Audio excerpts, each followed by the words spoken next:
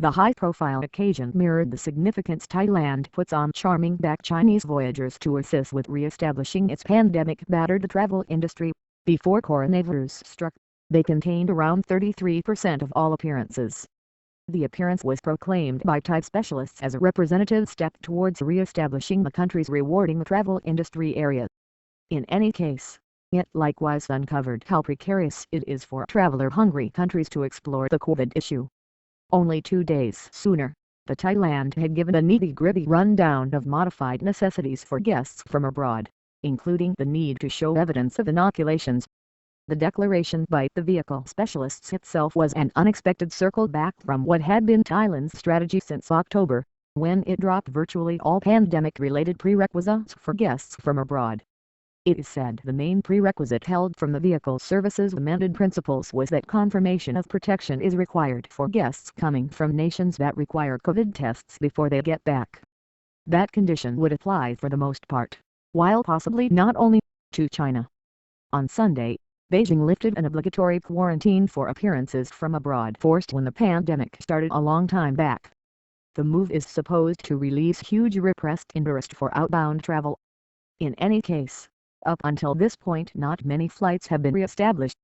On Monday, a check of landings in territorial air terminals found just a modest bunch of flights coming from China. The biggest offer were heading out to South Korea. The resurgence of diseases in China and the casual principles drove the US and the nations in Europe and East Asia to fix rules for voyagers from China, raising allegations of segregation from Beijing. Going to considerable lengths not to irritate China, Thai authorities have underscored that Thai guidelines apply to all nations. Different nations in Southeast Asia likewise typically have enormous quantities of travelers from China, however not on Thailand's scale. Most nullified passage prerequisites and have stayed with that approach, openly pronouncing there was compelling reason need to single out guests from China for new limitations. Malaysia and Indonesia said they were evaluating approaching explorers for fever, a typical, non-meddling method. Wang Zhiying from Beijing, one of Monday's appearances in Bangkok, said she used to head out to Thailand consistently yet had not since the pandemic broke out. In 2019, preceding the pandemic, around 11 million Chinese visited Thailand every year and the travel industry-related income represented about a fifth of the nation's gross domestic product.